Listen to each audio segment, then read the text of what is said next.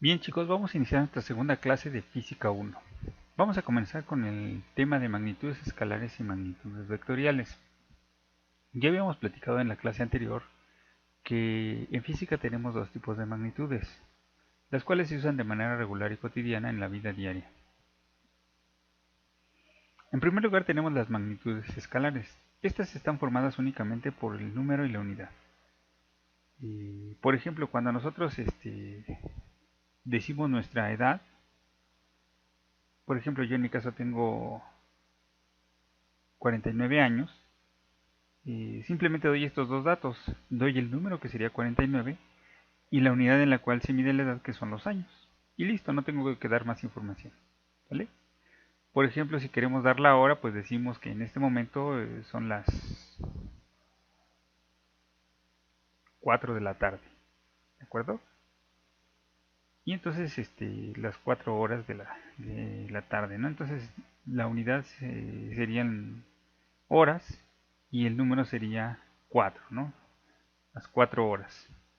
O 16 horas si lo queremos dar en una escala de 24 horas. Bien, las magnitudes vectoriales son aquellas que están formadas por cuatro elementos: punto de inicio o referencia, magnitud, que está formada por número y unidad de la misma manera que las magnitudes escalares, pero también tiene dirección y sentido. No sé si alguno de ustedes recuerda, por ejemplo, la película de mi villano favorito 1, donde aparecía otro villano que se llama Vector, el cual comentaba que tenía dirección y sentido, ¿no? Esa es una de las características de las magnitudes vectoriales. Vamos a ver, entonces aquí tenemos en el cuadro, en este gráfico nos dan las magnitudes escalares, las cuales están formadas por número y unidad. Las vectoriales, que tienen aquí el punto de inicio de referencia, que es la magnitud, que es lo mismo que una magnitud escalar, dirección y sentido, que están dados por una flecha. Vamos a ver, por ejemplo, cuando alguien va al servicio médico, es común que pase primero con una enfermera, la cual va a tomar una serie de datos del enfermo o del paciente en este caso, ¿no? Le va a preguntar seguramente su edad, le va a preguntar su estatura, le va a preguntar el peso o lo va a pesar, le va a tomar la temperatura con un termómetro y seguramente, bueno, si es adulto mayor, le va a tomar la presión. Ustedes cuando están jóvenes, pues jovencitos como ustedes, pues no tienen problemas de presión. Las personas grandes como yo, pues sí, ya podemos empezar a presentar este tipo de problemas con la presión. Entonces es común que ya nosotros ya nos tomen ya la presión. Bien. Este tipo de magnitudes pues son las magnitudes escalares, ¿sí? Número y unidad. Por ejemplo, en el caso de la estatura, el número sería 1.68 y la unidad serían los metros. En el peso, el número sería 66 y la unidad serían los kilogramos. En el caso de la temperatura, los 37.5 serían el número y los grados centígrados serían la unidad. Entonces es muy claro cómo están formadas las magnitudes escalares. Pero vamos a ver entonces las magnitudes vectoriales. Bien, aquí nos dice que los datos que se toman como magnitudes escalares eh, se toma el número y la unidad. En cambio, ¿cuándo utilizamos las magnitudes vectoriales? Bien, un ejemplo muy común es cuando nos invitan a una fiesta. Imagínense ustedes que es el caso de una de sus compañeras que va a cumplir 15 años y en este octubre, y pues decide invitarlos a su fiesta. La pregunta que ustedes harían inmediatamente respecto de esta fiesta a la que los invitan, pues sería ¿dónde es, no? Creo que es lo más común preguntar, bueno, ¿dónde va a ser, no? Y a lo mejor su compañera les dice, bueno, mira, si tú conoces Xochimilco, ¿alguna vez has ido? No, pues que sí, sí he ido. Ah, bueno, mira, pues si tú llegas al centro de Xochimilco y ubicas la iglesia principal, así paradito enfrente de la iglesia, mirando a la iglesia de frente, tú te mueves hacia la izquierda, te mueves hacia la izquierda 3 cuadras. Al llegar a la esquina, doblas hacia la derecha o te vas hacia el norte, perdón, no hacia el norte, te vas hacia atrás de la iglesia principal, o hacia la derecha te das vuelta, y una vez que avanzas 2 cuadras, ahí vas a encontrar un seminario, en lo que se conoce como el seminario de Xochimilco, y enfrente de ese lugar vas a encontrar la fiesta, ¿de acuerdo? Bien, o podría ser en el caso de que los invitó a la ceremonia religiosa y va a ser ahí en el seminario, ¿no? Bien, Entonces, cuando a nosotros se nos invita a una fiesta, es común que se nos proporcione un mapa, ya sea un mapa como este donde se ocupan algunos dibujos y flechas para representar cómo se debe de mover uno, o bien a veces un pedazo de Google Maps, ¿no? Entonces vamos a ver. Esto que nosotros manejamos comúnmente para indicar la dirección de un lugar al cual invitamos a alguien son vectores. Estas flechas que nosotros escribimos o representamos en nuestro diagrama son los famosos vectores. Vamos a ver, ¿cómo está esto? Quedamos de que el primer elemento de una magnitud vectorial pues era el punto de inicio o referencia. Imagínense que a ustedes les dicen lo de la fiesta, bueno, vas a ir a la fiesta y algunos dicen, no, pues ¿dónde va a ser? Ah, bueno, esa referencia nos permite ubicarnos en el espacio, en este caso en nuestro entorno, para saber hacia dónde nos tendríamos que ubicar primero para poder llegar correctamente a la dirección que nos dieron.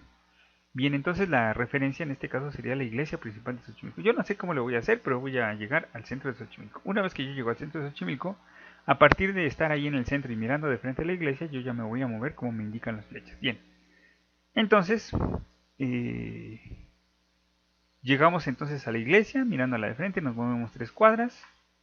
Una vez que llegamos a ese lugar, nos movemos 2 cuadras hacia la derecha y llegamos al lugar preciso, ¿no? De esta manera, pues, no se pierde uno y llega correctamente al lugar. Bien.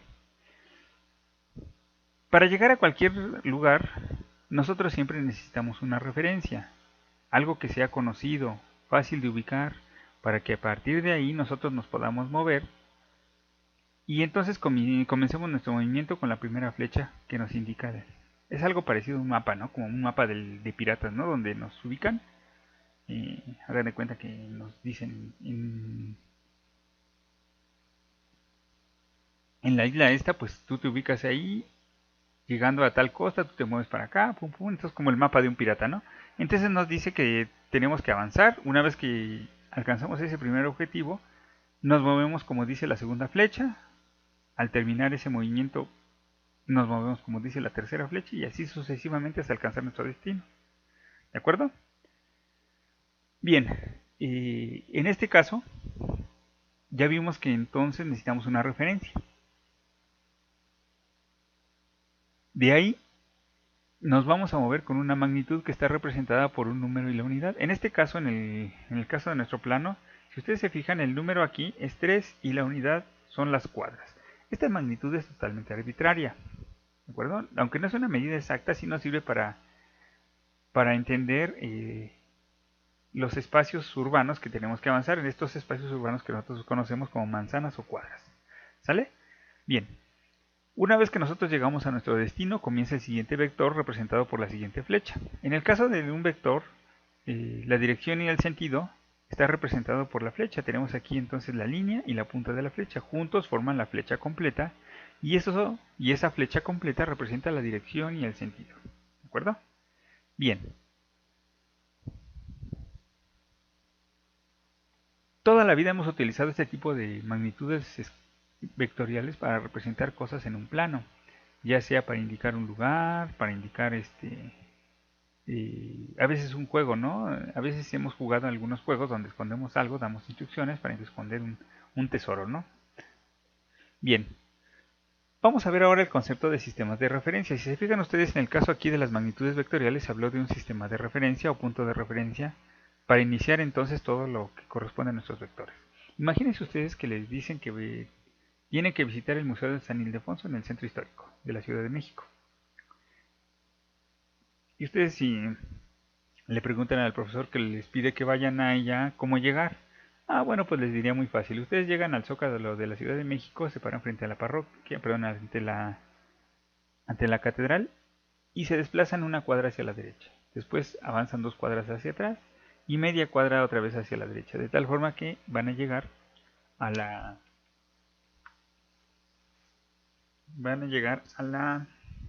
a la entrada del museo de una manera práctica y rápida. ¿De acuerdo? Bien. Vamos entonces a ver qué son los sistemas de referencia. Los sistemas de referencia son algo que necesitan los seres humanos para ubicarse en un espacio determinado. En la naturaleza, los sistemas de referencia no existen, no aparecen. Estos se establecen de manera arbitraria por los seres humanos y se determinan a partir de un consenso entre seres humanos, comunidades o grupos de habitantes de un determinado lugar. Entonces, comúnmente utilizamos algo apropiado que ya existe en la naturaleza para tomarlo como sistema de referencia. Un ejemplo es el Sol, que nos serviría como referencia dentro de nuestro sistema solar, ya que de manera natural los demás planetas giran alrededor de este, por lo que sería un sistema de referencia bastante apropiado. El centro de referencia podría ser también el centro de una ciudad, de un municipio, de una colonia o bien un barrio. En todo caso, alguien o un grupo de personas deciden qué referencia es la que más conviene y cuando ya esta ya no nos conviene, pues cambiamos por otro sistema de referencia y listo, ¿no? Bien, en física establecemos sistemas de referencia cartesianos para ubicar posiciones en un plano bidimensional y estas siempre son las que mejor nos convienen. Entonces los sistemas de referencia son totalmente arbitrarios. Yo siempre les pongo este ejemplo. Imagínense ustedes que están un viernes que salieron de clase y los invitan a una fiesta y es tarde y en su casa los empiezan a buscar. Ya son como las 10 de la noche o más. Y bueno, sus papás se preguntan, ¿no? Entonces su mamá les llama y les pregunta, a ver, hijito, ¿dónde estás? Y ustedes, ¿qué pasaría si ustedes le respondieran, aquí, mami? Pues se armaría la grande, ¿no? La gorda, porque lo que realmente preguntó su mamá, con esa común forma de llamarnos, nos preguntaba qué tan lejos nos encontrábamos de casa, que es nuestra referencia. Nosotros tenemos que llegar todos los días a nuestra casita para que nuestros papás nos estén tranquilos y no se preocupen por nosotros. Pero ¿qué pasaría si, por ejemplo, nosotros no le damos la referencia adecuada a nuestra mamá? Simplemente, es que estoy aquí, mami. Y su mamá pues les podría responder, ¿aquí dónde? Tal vez a lo mejor hasta les diría groserías, ¿no? Entonces, si ustedes le responden a su mamá, aquí mamá, ya estoy a la vuelta de la esquina, es decir, ya están a menos de una cuadra de su casa, el tono de su mamá cambiaría, hasta que se tranquilizaría y le diría, ah, bueno, voy a salir a esperarte. Entonces todo el problema se va diluyendo porque ya estamos cerca de la referencia que es nuestra casa. Si por el contrario, cuando nos preguntan a nuestra mamá dónde estamos, le respondemos que nos fuimos a la feria de Texcoco y que probablemente llegamos en 2 días, pues entonces se nos va a armar la gorda, ¿no? Va a tener consecuencias esta situación. Bien, entonces el sistema de referencia que utilizamos en casa, pues es nuestro hogar, ahí donde nosotros vivimos y a donde tenemos que llegar todos los días. Y nuestros papás nos mantienen a salvo y seguros, ¿de acuerdo? Entonces, como les contaba, los sistemas de referencia no existen en la naturaleza, pero los seres humanos los necesitamos y los implantamos de manera arbitraria, según nos convenga. Yo también acostumbro mostrarle a mis alumnos algunas diferencias que tenemos entre matemáticas y física. ¿De qué se trata esto? Bueno, en matemáticas tenemos una preferencia por usar fracciones. Yo sé que muchos de ustedes no aprendieron fracciones, se les complican, son muy difíciles, incluso a veces hasta nos pegaron o nos traumaron por no aprender estas fracciones. Pero en física no usamos fracciones, utilizamos decimales. Aquí hay un ejemplo muy claro, ¿no? Por ejemplo, vamos a ver. Imaginemos que vamos a la cremería y mi mamá nos pidió que compráramos medio kilo de queso. Cuando yo llego a la cremería le pido a la persona que atiende que me dé medio kilo de queso. Si se fijan, yo estoy utilizando una fracción, un medio. Sin embargo, cuando el señor empieza a usar su báscula, en la báscula aparece 0.500. Ese 0.500 es la representación decimal de esa fracción de medio kilogramo. Si nosotros vamos y pedimos 3/4 de jamón, cuando leamos en la báscula va a decir 0.750, ¿de acuerdo? Entonces en física se van a preferir los decimales, los cuales están formados por un número y un punto decimal y unas cantidades, que una fracción. Otro detalle importante es que en el caso de las matemáticas la variable más importante siempre es x, es la que se ubica sobre el eje horizontal o eje de la recta numérica, ¿no? Es el primero que nos enseñan y es el que se representa con la x. En nuestro caso, para que ocurra un fenómeno se requiere necesariamente que transcurra un tiempo, por muy pequeño, pero este debe de transcurrir para que se realice un cambio. Entonces la variable más importante en matemáticas es esta x que siempre representamos aquí en el eje horizontal, y en física vamos a sustituir la x por el tiempo. Cuando nosotros veamos gráficas, el tiempo va a ocupar el eje que ocupaba originalmente la x en matemáticas. Entonces el tiempo siempre va a ir en la horizontal, creciendo en la dirección derecha. Bien, otra característica de las que diferencia a las matemáticas de la física es que en matemáticas vamos a utilizar cantidades relativamente pequeñas, muy pequeñas. Por ejemplo, cuando nosotros estábamos aprendiendo operaciones con números, utilizamos números que van entre 0 y 10, 10 y 20, y probablemente si llegamos hasta 50, pues hasta van a respingar porque las cosas se complican. En cambio, en física, las cantidades que se utilizan son muy grandes y muy pequeñas. Por ejemplo, si nosotros utilizamos la distancia que hay de la Tierra al Sol, pues es una cantidad inmensa. ¿Sale? Si por ejemplo nosotros queremos saber la distancia que hay entre una partícula positiva o protón alejada de otra partícula positiva o protón, pues entonces aquí vamos a tener también cantidades muy pequeñas, ¿no? Podríamos decir que son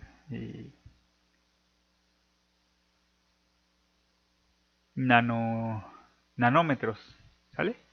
Entonces las distancias, las cantidades muy grandes y muy pequeñas son el pan nuestro de física. Entonces vamos a utilizar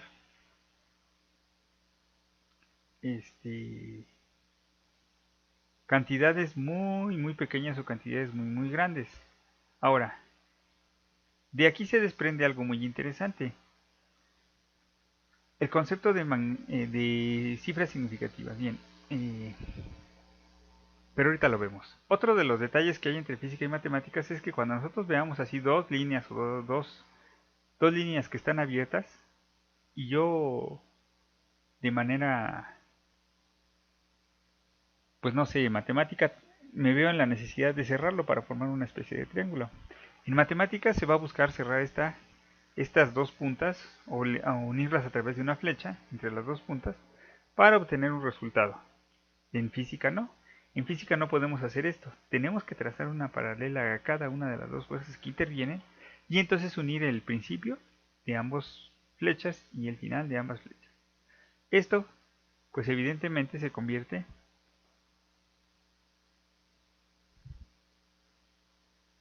en una regla para sumar vectores.